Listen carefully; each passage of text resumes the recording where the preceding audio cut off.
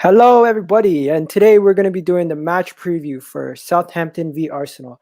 After a shaky weekend where Arsenal lost 2 games back to back after the reset, we're facing a Southampton team that was firing after beating Norwich 3-0. With two strikers, both teams have Danny Ings still on fire and Aubameyang kind of cooling down over the past couple of days. In addition to some transfer news with Arsenal, we'll be breaking down everything, getting into everything, and trying to forget about the 3-2 result and the injury to Bernd Leno. So let's get into it. The match preview, Southampton v Arsenal. And today's guests are Melvin. Say what up to the people, Melvin. Good evening, everybody. Good evening. Yeah. Chilling out. After a hot day. Yeah, and we got a Southampton fan here, Dan. Dan, tell people where you're from and what you do, man. Hi guys. Well, I'm pretty much as close to Southampton as you can get. That is not Southampton. I'm sort of about half an hour outside. Run the Saints View, which is a Southampton fan channel. And yeah, pretty much we just do Southampton content, Southampton season ticket holder. And hopefully I can give you guys a decent insight on what's going on at Saints at the moment ahead of the game tomorrow. Yeah, so we can't talk about an Arsenal Southampton preview before we get into all the craziness that happened in the past 48 hours. If you didn't know, Arsenal re-signed David Luiz, Cedric Suarez, Pablo Mari, and they extended they extended Ceballos' loan deal until the end of the season. So I wanted to get into these 4 guys, but first things first, I want to talk about Southampton's connection to one of these guys and Cedric Suarez. Tell me a little bit about Cedric and what you know about him at Southampton, because we just signed him to a 4-year deal. Well, he signed, I believe it was a 4-year deal then, back in 2015, and he was brought in by Ronald Koeman just after we'd qualified for Europe as a young, promising right back who had a few good seasons in Portugal with Sporting Lisbon, but Koeman didn't really fancy him. He sort of played the first half of the season, and then we had Cuca Martina, who was more preferred by Koeman. Koeman left. We had Puel. Cedric was the preferred choice. It was the same in the season after that under a new manager, and then again, sort of 2018-19 when we had Mark Hughes, who started as the first choice. But when Ralph Hasenhüttl came in, it was pretty clear he didn't fancy him. Cedric was not performing at the level he was expected to. His sort of small height was a disadvantage because he always got put on set pieces against the tallest opposition players, and defending set pieces was just never his strength. Went on loan to Inter Milan in last January. Didn't really get fancied by Inter either. Came back, and we all thought he was going to leave last summer. He didn't. He stayed on and did well in parts. You know, he scored a big goal in the South Coast derby against Portsmouth, which he will be remembered for forever by every Saints fan. Oh, wow. But I think that's easily, you know, a goal against a League One side is probably his highlight of his Southampton career, which is a shame because on his day, he's a great player. You know, he likes to get forward, put a cross in the box, but, you know, his crossing has been criticised a lot. And at times his defending, you know, he's just not there. He's not aware. And I do fear, like, for a team like Arsenal who do eventually want to be back in the sort of top 6, top 4, I just don't see how he's a good option. Maybe as a backup, maybe even as a third choice, but I can't see him ever being a first choice right back for Arsenal. True. Let me get that right then. You brought someone that's not very good at defending and can't cross the ball. Perfect right back qualities. Oh my God. So you're telling me he's good at crossing the ball, but he's not good at defending? No, he's not good at crossing the ball. No, to be honest, his crosses over the last couple of seasons haven't been great at all. He likes to get forward. Don't get me wrong. You know, he's in a modern fullback. He likes to get forward and sort of try and contribute. But sometimes it's a case of whether the ball's not right or he just sort of hangs on a bit too much, and the chance is gone by that point. But on his day, you know, he'll put a challenge in. He'll look solid enough, and he'll get forward and possibly be involved in a goal. But that's maybe 1 in 10, maybe even 1 in 15 performances. He's not been consistent enough throughout his Southampton career, and I kind of feel like the fact that Arsenal have brought him in, I just can't see how he's ever going to be a first. Well, I think it makes sense, maybe second or third choice. I think he'd be a decent option maybe for the Europa League. But even if Arsenal don't have that next season, it just feels like he's not going to get that much game time. Maybe cup games, but I can never see him challenging Bellerin. Okay, let's Sounds move on. to me, Dan, like we're signing to me, it sounds like we're signing a Bellerin Mark II. That's all it is. Hey, they see some value in it, but I don't get it. Anyways, we'll move on to the other guys. Danny Ceballos loan extension makes sense because of the injuries that we've had, and we're not signing him permanently. Pablo Mari makes sense due to the fact that he's coming in for a cheap amount, and he's the only option we have on the left side. Would you agree, Melvin? Well, the only option, but I don't know if he's any good. I'll be honest with you, I don't know if this guy's any good. He got injured. Oh, they said his ankle today. I thought he pulled a muscle the other week. Yeah, no. Last week he played. He's going to be fine. He's going to be fine for the beginning of What next season. was it? What injury did he get? I thought it was a muscle. I thought it was. Do you know? I thought it was a ligament tear or something. But I'll have to check what I one thought. second. Today they said ankle. So I don't know. He got outpaced City last week. He just seconds before he got injured. So I don't know if he was pulling up or not. So I don't know. Melvin, I'm not overexcited with him. I want him to prove me wrong. Melvin, tell me this: which one out of our center backs, if we were to keep these two and get rid of Squadran Mustafi and David Luiz, Squadran Mustafi and Socrates, would you be happier in that situation, or would you just be happy if we got rid of David Luiz? If you can get rid of 3 centre halves and keep one rather than keep 3 and sell one, whatever mix you want to do, there you go. I'll take it. Okay. Yeah. So guys, we're gonna ask the question. David Luiz. David Luiz has just signed a 1-year deal. Dan, are you kind of disappointed he's not playing this game? Of course I am. Yeah, no, absolutely. I think he's someone that you target as an opposition now, especially after an atrocious 25 minutes the other day, last week now against Man City. Must be one of the worst individual performances the Premier League's ever seen. Like, it was just shambolic. So yeah, of course we're disappointed, but it kind of feels like there's other focal points that Southampton can target in that Arsenal defence. Likewise, there are focal points that you can target in our defence, and I'm sure we'll talk about that later. But yeah, having Luiz in your team would have been a positive for us. It just goes to show you we got a Southampton fan on here, and you're not the only one. I have another Southampton fan that I asked for a match preview, and he told me kind of unlucky. He's like, they felt unlucky that they weren't facing David Luiz. They're like, they wish they were playing against David Luiz, and we just signed him to another 1-year deal. The reasoning why David Luiz was signed, I'm hearing, is because they want a culture change, and they're saying the culture needs players like David Luiz who've won before, who's a winner, leader, this, that. So they're saying those attributes that he brings is worth the headaches that he might bring, and the fact that they want to get rid of a Socrates and a Mustafi, they felt like keeping David Luiz for 1 year is a good move, even though I don't think it is, and all 3 of us don't think it is. That's the reasoning behind it. Well, moving on to our next topic. We've been linked to actually a player from your team, a midfielder. This guy right here. I think he's ending his contract. His contract situation is ending soon. Tell me a little bit about his contract situation, and would he be a good fit at Arsenal in the midfield? Well, first and foremost, he's got a year left on his contract. It expires next summer.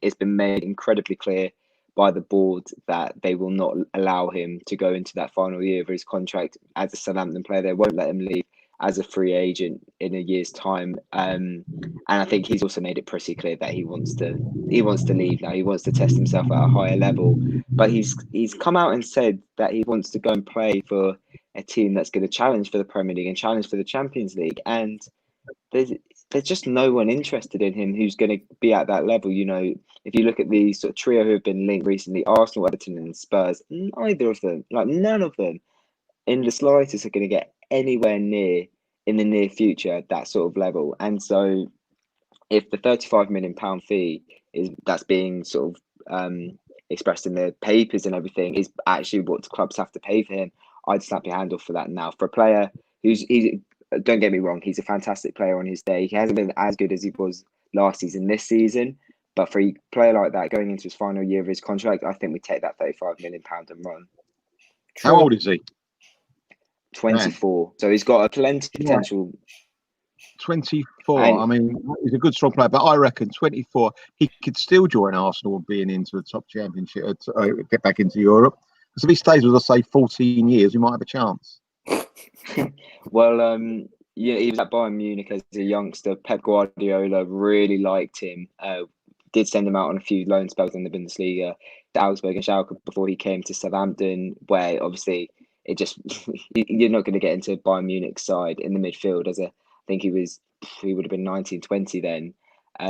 First season he looked a little bit shaky. Second season a little bit better, but last season he's definitely when he came on leaps and bounds. Especially Ralph Hasenhüttl came in, he thrives in that pressing system, and I think I want to say he's something like third in the entire league for winning back possession this season. So as a defensive-minded midfielder, he's a big presence. Don't get me wrong, but I think this season he's disappointed himself in terms of distribution. I think his passing accuracy hasn't been near good enough or near what it was last season. Makes plenty of mistakes. He's our captain, but it doesn't really feel like he's that much of a leader on the pitch.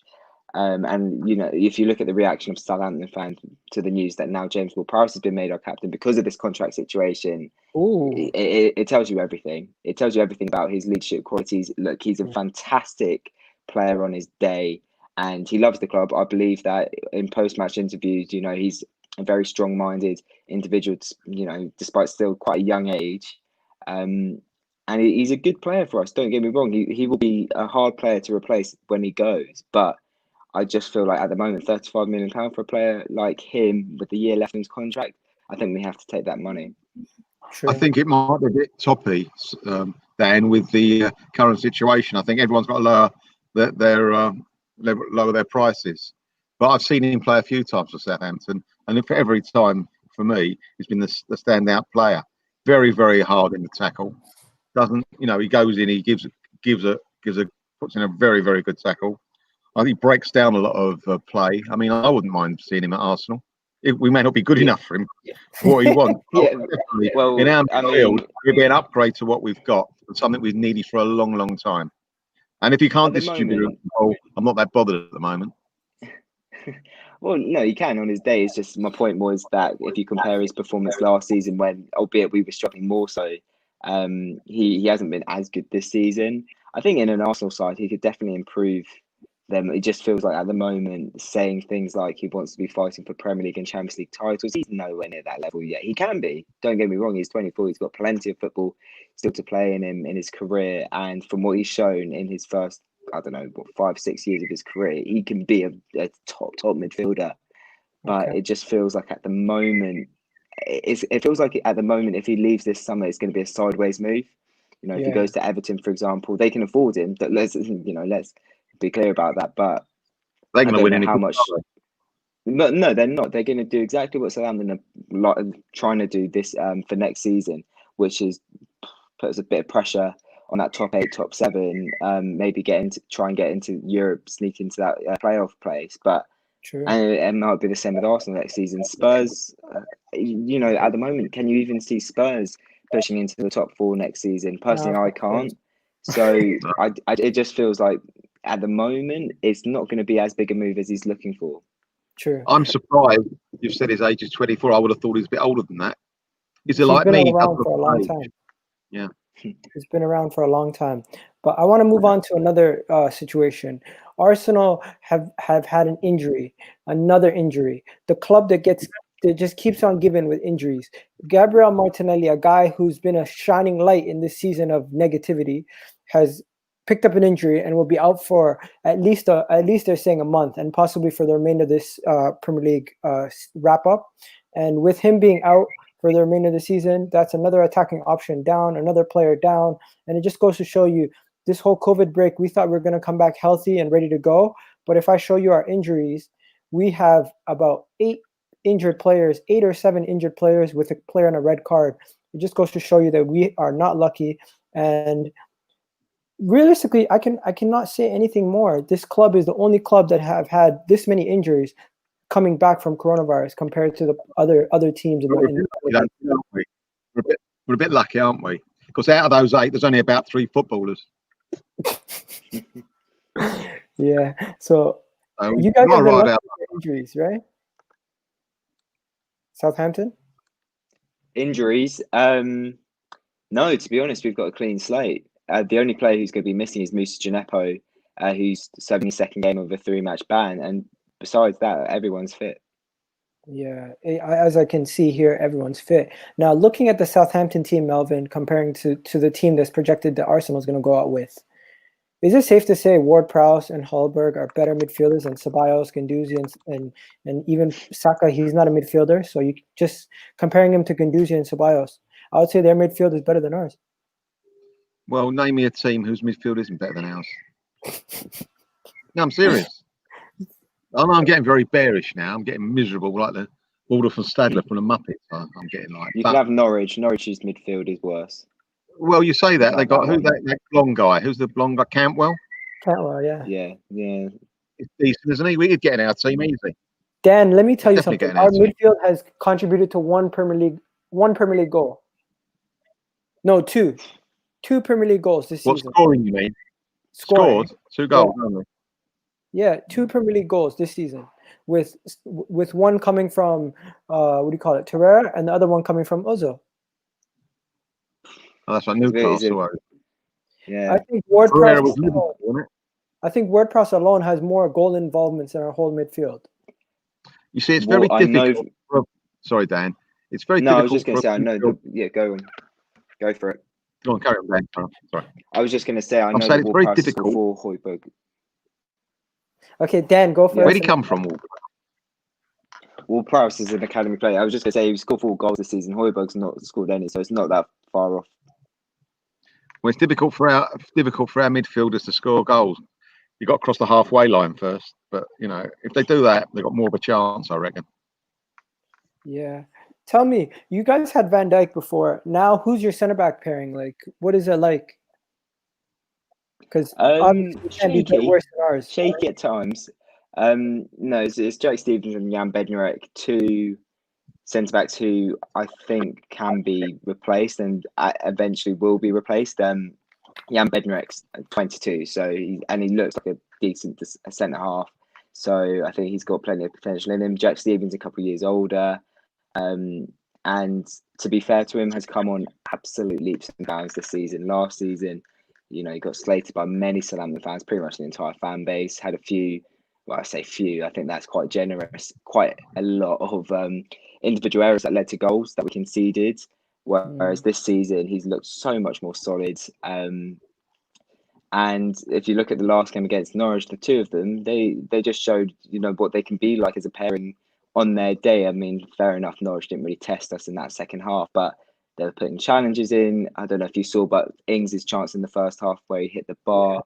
Stevens literally dribbled from centre-back to an advanced midfield position to lay off the ball for Ings. That's on what they can do on their day, but they've got a mistake in them. Both of them do, and obviously, hopefully, they don't show that on Thursday. But I think if Arsenal target them, then a mistake could be made, and obviously we could pay for that.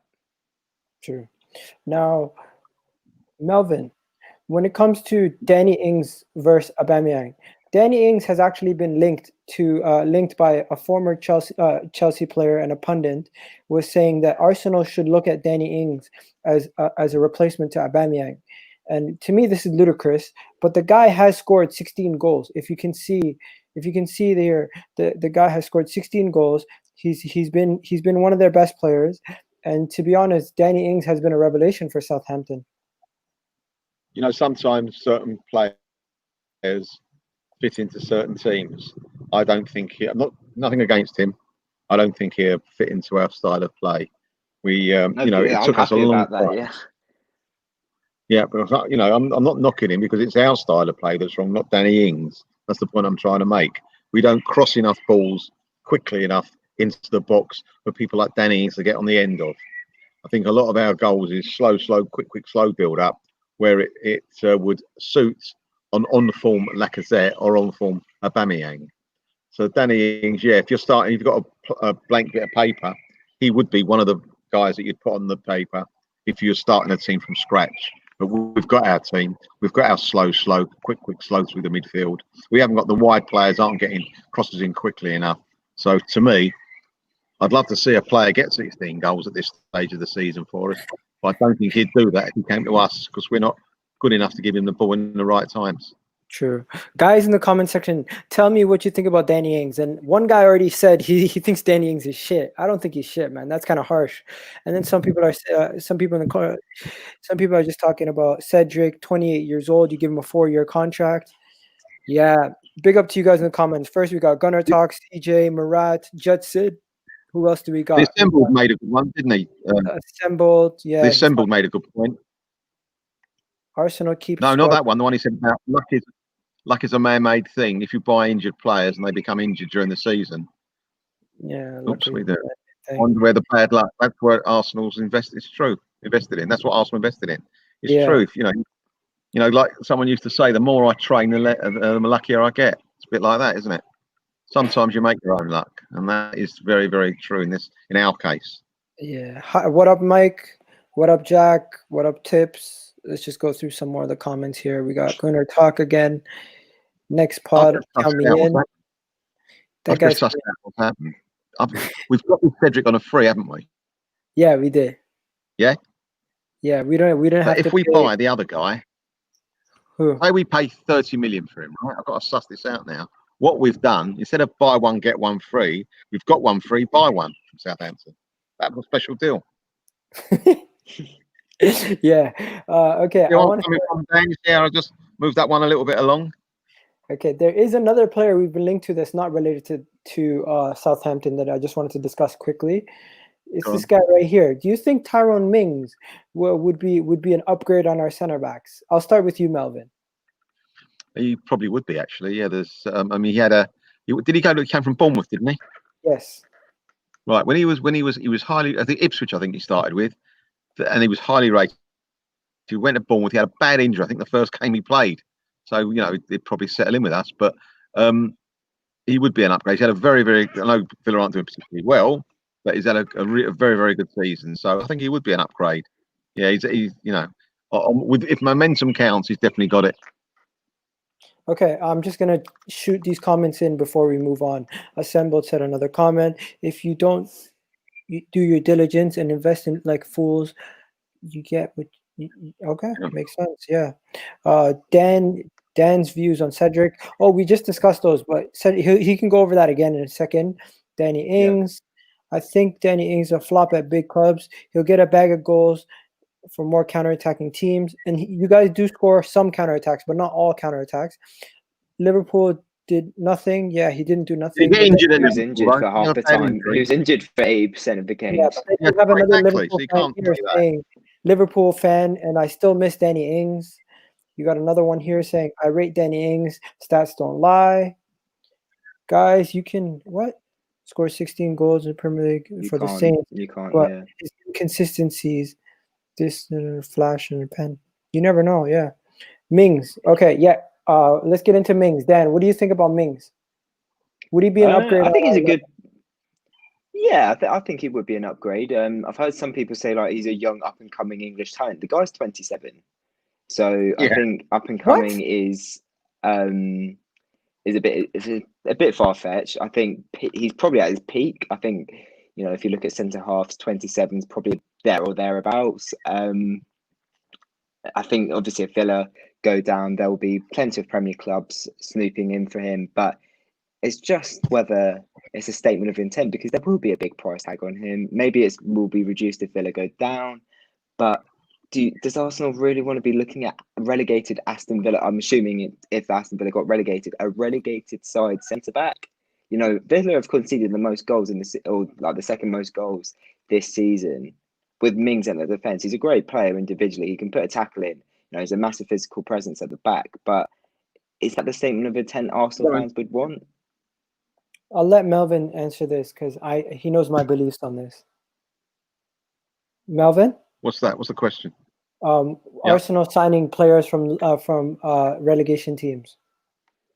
I don't mind that at all. I'll take every player as he is. I mean, sometimes even with stats, sometimes they don't tell the full story. He might be out. I mean, give you a clue. Would Southampton like Jack Grealish?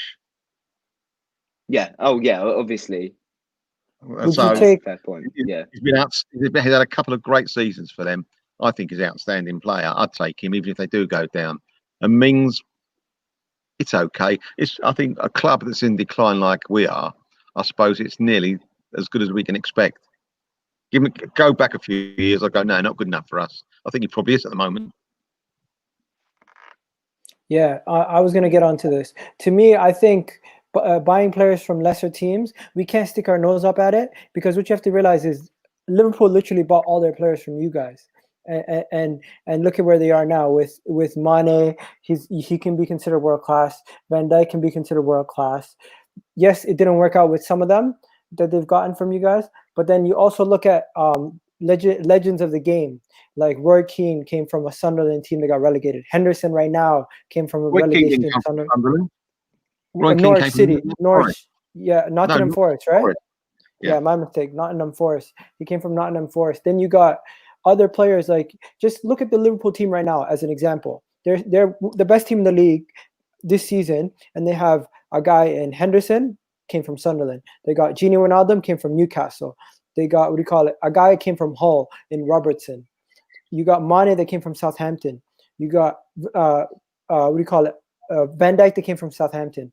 Even Lovren came from Southampton. Am I correct? I think, with all respect, that's spot on. But I think, in all respect, you can't compare Southampton at that time to Newcastle and Sunderland and Hull, because Southampton were fighting for Europe, whereas those sides were getting relegated. Completely different outfits at the time. Mane.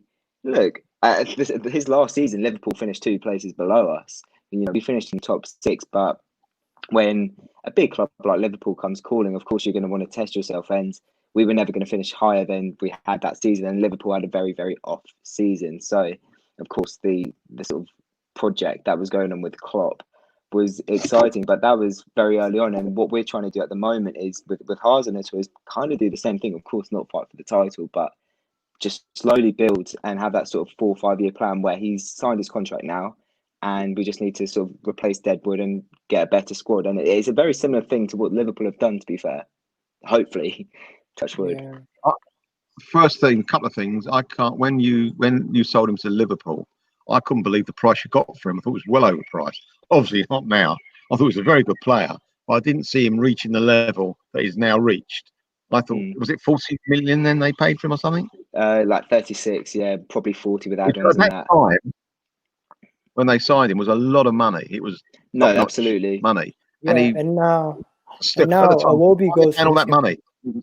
For 12 goals a season, it was a ridiculous amount of money. Yeah, I would. The way he stretches defenders for the other team. He's so good at that as well. I think you guys are right. Southampton, we can't compare them to the relegation teams, but I would take Mings, Decore, Buendia, Max Aaron. The list could go on with Grealish. Even I would even take John McGinn as a midfielder option. Good player. All these players would improve our team. So we can't stick our nose up at players at the lower bottom of the table. Because to be honest, Southampton, you guys don't buy Premier League proven players. You guys usually buy from outside the Premier League. So I think a team like Arsenal can afford to buy within the Premier League and buy Premier League proven players. Even though we got Cedric, I don't think he is the level that we need, because he wasn't even getting a game at Southampton. But yeah, it would be safe to say he is Premier League proven. Yeah, no, definitely he is Premier League proven. I mean, I guess you would call him our first choice right back over the last couple of years. Okay, last season he went on loan to Inter because we had Jan Ballery coming through, who Hasenhüttl preferred. But I'd say this season he has been our first choice. And when he left in January, I think no one actually expected. We knew he was going to leave, but we've just assumed that he would leave on as a free agent at the end of the season. We didn't really think that we'd be able to get any sort of fee come January. And I think a £5 million loan fee, if that was correct, what was reported, I think it's a bargain on our side of things. What? Oh, I want to hear this. What do you think about this comment here? Gunnar Talk said, I was at Southampton last year and the atmosphere sucked badly. I was like a morgue. Dan, what do you think about the catalyst for change? It seems very happy place now. I can't say that St. Mary's is a particularly happy place when our home form is the worst in the league. That's still the main area that we need to improve on. But I think it's a few simple changes to tactics. In all honesty, Ralph Hasenhüttl to return to his favoured formation that he used at Leipzig, that obviously he was very successful with, which is a 4-2-2, where technically it's a 4-4-2, but you've got two midfielders who are sort of wider and sort of create width, and then the two midfielders in the middle are more defensive minded. And it was simple changes like that. Also adding Stuart Armstrong into the side, who, by the way, is easily our most underrated player. You know, I definitely say look out for him tomorrow night. But it's also just starting off with getting wins. You know, we got a win against Aston Villa just before Christmas. Even a couple of weeks before that, we got back-to-back home wins against Watford and Norwich. And I think slowly that started to just give us a bit of confidence again. You know, this is a side that lost 9-0 at home. You know, confidence was absolutely shot to pieces. And at that time, we were playing far at the back. Hold on. Was that Leicester who beat you 9-0? Leicester, was it? Yeah. I remember that game. I watched it. It was a Friday night game, wasn't it? Yeah. It was indeed. Yeah. I remember watching it. It was like madness. It was, and yet later on, a couple of months later, you beat them at their ground. Yeah. Oh yes, that felt very good. I can tell you that. Mental.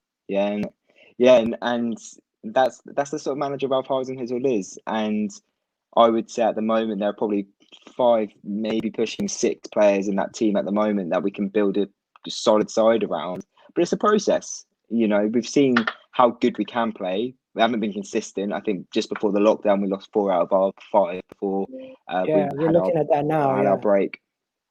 As you can see there, you know, home defeats to Burnley and Newcastle. That tells you everything. Liverpool, Burnley. I mean, that West Liverpool Ham, game, Newcastle. first half against Liverpool, we should have taken the lead. But second half we collapsed a little bit. But Newcastle, Brighton, and West Ham have all done the double over us this season, whereas we have taken the game to Man United at home. We've obviously beaten Leicester away. We've beaten lots of sides away. We've got a really good away record this season, and could potentially take 4 points from Arsenal if tomorrow goes to plan. So that tells you everything. There just needs to be a bit more consistency. And if we sort this home form out, we will be a side pushing for the top 8, maybe even 7th. Can I ask you a question, Dan? Yeah, go for it. How do you rate your manager? 10 out of 10. 9 out of 10. Yeah. Just, I mean, it's been a good few years since I've really enjoyed the manager that we've had. We've had some really uninspiring, flat football. I would say under the last 3 managers before Hasenhüttl came in, and it's not even just the football; it's personality as well. When you've got a manager that whenever he speaks, it just brings a smile to your face. You know, you can see the passion, you can see how much it means to him, and how much he wants to do well. And when you've got a manager who took a promoted side in RB Leipzig, okay, yes, they had lots of money. He only was there for 2 years. He has signed a 4-year contract with us. He believes in the project, and it's a massive statement of intent. And I am really confident, as a lot of our fan base is, for next season. I think this season, okay, we'll see how we finish, but it's all about sort of building in the summer and having a much better season next year. You know, I've been. I mean, what I've seen in him, I've been very impressed. I think one of the first games after he took over, and you were in a mess when he took over, was against the Arsenal. And it was. I think he went 1 down, if I'm not mistaken. And then you scored a couple. That game. No, we took the leads. We took the lead 3 times, but you guys pegged us back twice, and it was a late error from Leno that got us. An error in the air. Exactly that. But the week before that, we lost 1-0 at Cardiff, like one of the worst Southampton games I've ever seen. Guys, I just want to stop you 1 second. United scored their 3rd goal, and they look really, really good right now. It's kind of scary. No interest. Sorry. Yeah, keep going. Sorry. Yeah, no. All I was going to say was, like Melvin said, we were an absolute mess. And if you look back last season, okay, yes, he turned the tide and got us to stay in the division. But really, the way we were playing at times, we should have gone on to finish 13th, 14th, where in the end, we sort of, our minds went to the beach a little bit and we finished 16th, really uninspiring. But the way he gets us to press, you know, when we do it properly and when we expose defenses, if you look at those 3 goals that we scored against Norwich, it's all 3 of them were from counter attacks where we won the ball deep in their half, and that's what we're going to have to look to do tomorrow. We're going to have to look to exploit the Arsenal defence, win the ball back in your own half, and counter attack quickly. And to be honest, I think we can do that quite successfully if it's our day. Because your team, do they press up the field? Your forwards as well, yeah, Dan? Absolutely. That's why Højbjerg is. That's why Højbjerg's a good player for us, because he wins the ball back. Okay, let's get into this. Let's see. 1 second. Let's just see, when we're looking at both teams, how many positions? If we did a combined 11, how many players of Southampton would actually get into the Arsenal team? Do you think? I think it'd be easier to do it the other way around, wouldn't it? No. Come on. We can go through positions. I would say goalkeeper and right back, definitely Arsenal's. We've got a reserve goalie tomorrow night. Yeah, I'd say Bellerin's definitely better than Valerie or Carl Walker-Peters. Leno's miles better than Alex McCarthy. Leno's not playing though. Well, then, yeah, probably would say McCarthy's better than Martinez. It's Martinez, isn't it? Yeah. I haven't seen enough of Tierney to see whether he's better than Bertrand. I'd say maybe. Who would you say is your best defender, centre back wise? Because I reckon we could get Bertrand, Bednareck or Stevens in there with another Arsenal centre back. I think none of our centre backs get in. No, I agree. None of them. I'm serious. I don't think none of our centre backs get in. I would say before the break, I would have made a case for David Luiz, but it just goes to show you how shit our defense is. If I think David Luiz is our best centre back, I would say definitely midfield. Yeah, I'd say definitely Ward-Prowse and Højbjerg would be in there. I'd say Pepe over Redmond probably, and Aubameyang over Armstrong. Having said that, Armstrong has been sensational in 2020. And then you probably have Ings and Lacazette up front. How many players are we left with? Yeah, that does make up 11. So I think it's a pretty fair mix. Ings would get in as well. You'd have about 7 out of 11 or 8 out of 11, I reckon. What I would go for is I would go for Bellerin, Tierney, your goalkeeper and defenders, your goalkeeper and center back. So that's 3 already. Midfield of Højbjerg, Ward-Prowse, and I would put what do you call it? I would put if I went a flat back 4, I would put Pepe on one side. I'll put Saka on the other side, and the front 2 I'd go Danny Ings, Aubameyang. I wouldn't put Lacazette in it. No, he's not good. He's not good at the moment. No. I would say Danny Ings is better than Lacazette right now. Yeah, no, I agree with that. But I don't know. I think Saka's a bit of a push. I think Pepe would get in there, definitely. But I don't know. Maybe Saka's a little bit of a push. Saka has what do you call it? Some of the most. He has over 11 assists for us this season, as a 18-year-old kid. How old is he? 19. And then Pepe is our second leading goal scorer, and he's one of the best players. Even though he's been not so good, he's been one of our best players this season. Where Lacazette has scored 7 goals, gotten 3 assists, and to be honest, that is underwhelming for him. We expect more from him than that. We don't expect 11 assists from a 19-year-old. You know what I mean? Yeah. Well, look, I'll take it. I'll take a couple of Southampton players in a combined Arsenal 11, definitely. More than a couple, Dan. I think it's 7 or 8. Yeah, you got, in my count, you got Danny Ings, 2 midfielders, 2 center backs. You got 6 players out of a combined 11. Goalkeeper, yeah. You only got Crazy 5. Stuff. Just goes to show you how bad this Arsenal team is and how pessimistic we are towards this next game. Let me just go through what Robin just put up. You put up who put that up? Did you put it up? Yeah. Player for player. I don't think player for player they have got a couple that are better than us. Though I do agree they probably play better as a team, Southampton. But I think they have got better players than us in certain positions. Let's see. Gunnar Talk. He says Leno, Pepe, Saka, Aubameyang, Tierney are the only ones that get in the mix for him. Oh wow, he's not giving us that many players. Hey Dan, this should give you confidence against Arsenal. But let me just go through some of the predictions before we do our predictions. So I asked some people, and she said 2-1 Arsenal. And then I had another one here. He said 2-1. I mean, she said 2-1 Saints. She said she's going to be a little biased here, go for the Saints. Then you got another one here. He said 2-1 Saints. Sorry, I think we're we're playing well. And the next match, and then yeah, he says 2-1 Saints. That's his prediction. Then you got another prediction here. He said 4-1 Saints. He honestly thinks Depo is back too. He's not. And he says, that's a mistake. He's got 2 more games left on his suspension. Oh, okay, so he must be wrong. Then you got another one here. He gave me a full out reasoning behind it. He said 2-1. Big up He said, Matt. Yeah, he said 2-1, and he says Long and Ings will be high pressing, and that should give us some trouble. Actually, thinks David Luiz. He actually wishes David Luiz was still playing this game. And the right side, he said the right side with Valerie and KW. What is that? Word Prowse? Kyle Walker-Peters. Kyle Walker-Peters is a vulnerability, and if we exploit that, we might be able to get something out of the game. So that's 4 Southampton fans right there who's given their prediction, and all 4 of them predicted their team to win. It just goes to show you. What?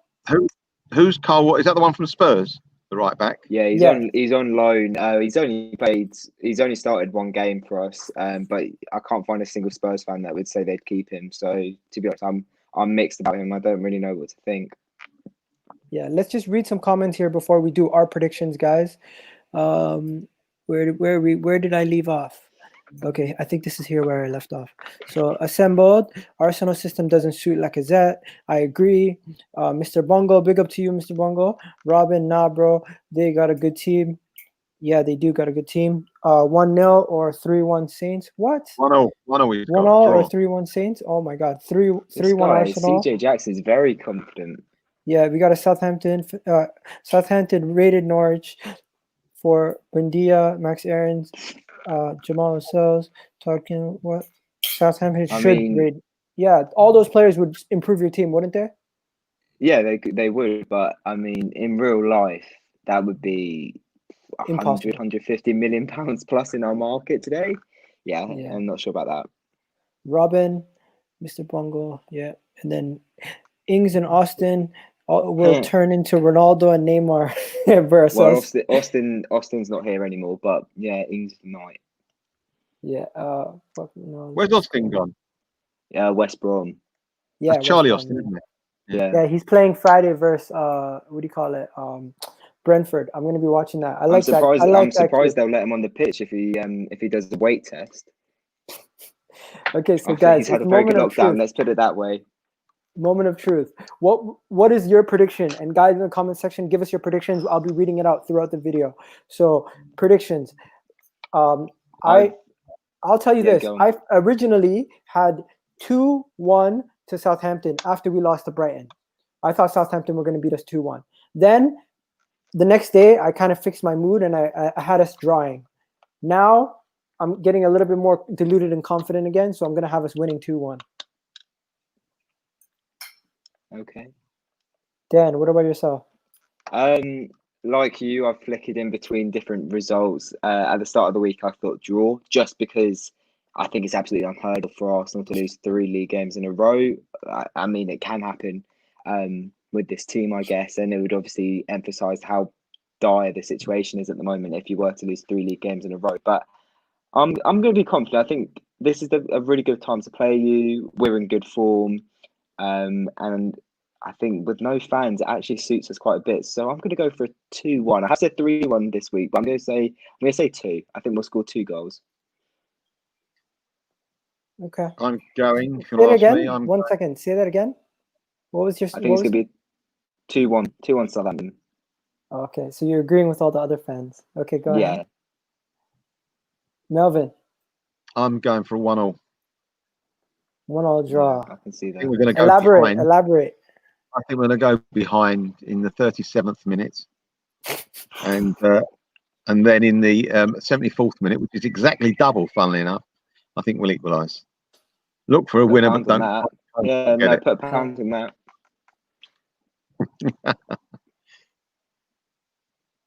But listen, it's. I don't know. Every game for us is just hard slog at the moment. So all I can hope for is, if he hasn't learned already, our manager learns more about our players till the end of the season. When does the season end? Is it what month is it? Is it July? First of August or the very end of July. Is it around there? I don't know what's happened. Yeah, I think it's around about then. I don't think we'll lose. I think I can definitely see a draw. I can see us winning, but I don't think we'll lose. I think it's come around 4 or 5 days after your game. We've had almost a week off. We look very fit as well. We didn't have to make a sub until the 80th minute. Sorry, guys, technical difficulty.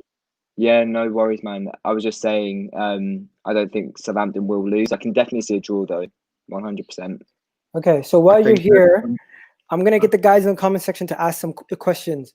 Guys, ask the Southampton fan any question you want before we go. We got a couple more minutes before we leave. Ask him any questions. And remember, he did predict Southampton to win, so he does think they're going to win. So don't give him too much grief, okay?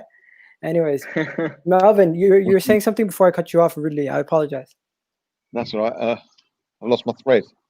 I'll get it in about 4 days. So come back to me in 4 days. I'll get it. Can't think. Okay, let's just read out some predictions. So we got Robin said 1-1.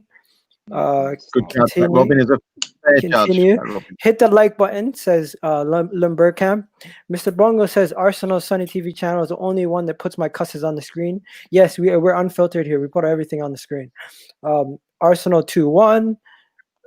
What do you call that? Southampton 4-0. You got some people very trolls right here. 37. What's going on? The biggest prediction, I'll go as 1 down. Same as me. I think we go 1 down. Yeah. Okay. And then so going down to it, does form matter? Because you guys won 3-0. Does form matter going into this game? Because we lost 2 games in a row. You guys just won 3-0 against Norwich. Your team's going to be confident. Our team's going to be down. Melvin, do you think our form is going to matter in this game? I hope not, because we ain't got any form. But I remember the question now. I want to ask Dan. Have you play very fast your football, do you? Intense football, when it goes to plan. No, I see. Right. Because if you manage to do that tomorrow night, we'll be struggling. No, look, I think Arsenal did play quite similarly to how Norwich are trying to play, but obviously we exposed Norwich quite significantly. But I have some people saying like, "Oh, it was only Norwich. Arsenal's going to be a completely different test." Yeah, of course. But at the end of the day, you've got to beat what's in front of you, and 3-0 in a Premier League match, regardless of whether Norwich are in the table, is a convincing result, and that's quite confident. Look, if it had been just before lockdown, I think it would have been a different story, and we might have said a draw, maybe even a loss. But your form in our first game, that's why everyone's confident on our end, I think. True. It's all we got the channel host here. What's up, bro? Yeah, well, the channel host should be Dan, I think. To be honest with you. Dan, I think you should be hosting the same thing as Arsenal, mate. Because to be honest with you, I think you're a fantastic guest, Dan. You are, and I think you'd be very honest in your assessment. And I honestly go for Southampton win as well. I'm going for Southampton win. Yeah. It's all about the thing is. It's all about timing. I'm not used to this many people saying Southampton are going to win. You don't play Arsenal every week. Yeah, I know. It kind of feels written in the stars, though, having sort of Dave, this week. Do you know when a good time to play Arsenal is, mate? Any time that you've got to put a kit on and you step out of the pitch. Yeah, Sonny, you missed this. Let's ask him one more time. As a Southampton fan, what's your opinion on Cedric Suarez? If you've seen him regularly play and before we signed him. On his day, he's a good option to have in a defence in the Premier League. Just make sure that Mikel Arteta doesn't put him at the back post of corners, because he will get marked by the biggest man on the pitch for the opposition and you will concede. And try and get him on crossing drills, because when he does get in the positions, he just needs to work on his accuracy a bit. But like I said, on his day, he's a good option to have.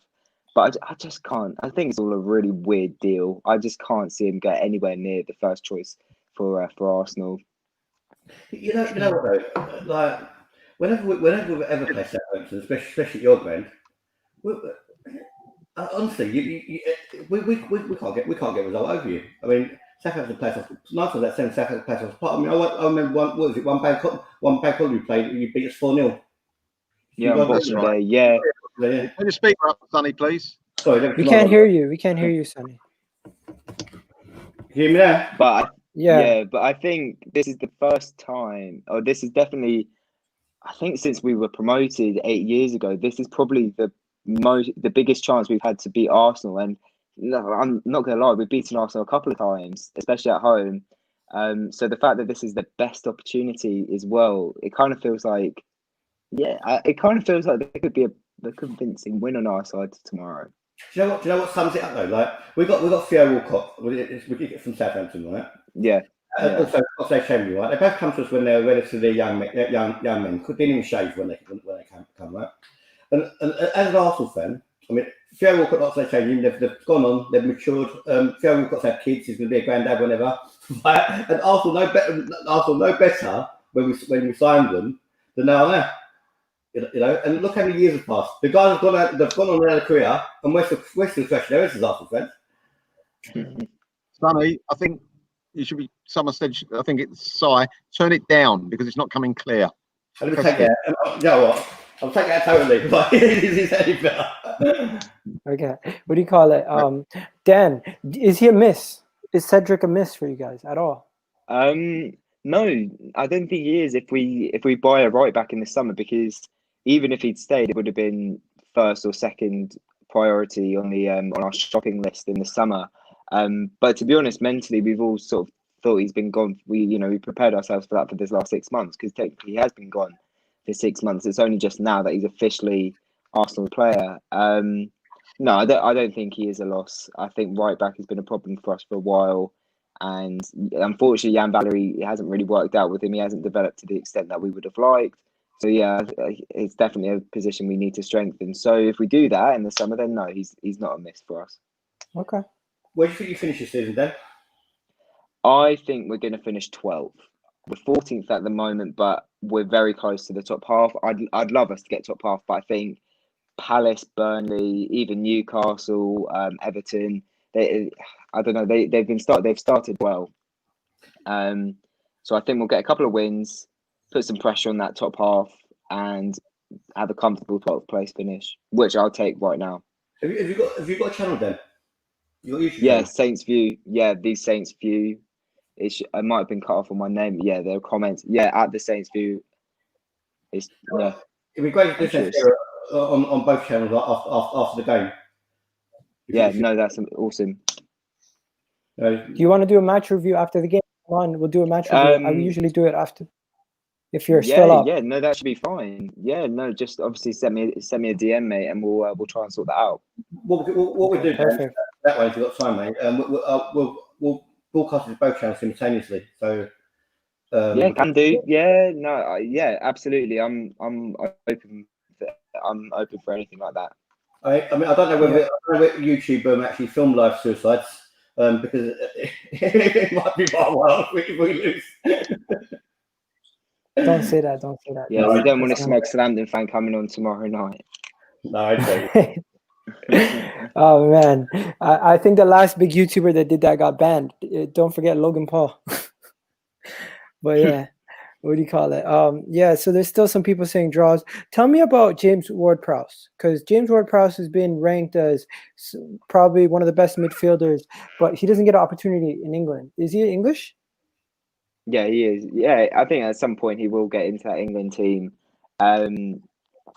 Yeah, he on his day, it's another one like Højbjerg. On his day, he's absolutely superb. I think Ralph Hasenhüttl has completely changed his career, to be honest. I think if Hasenhüttl hadn't come in and we've been relegated, I don't even know whether he would have stayed, because at that point, he wasn't even playing as a good championship level player.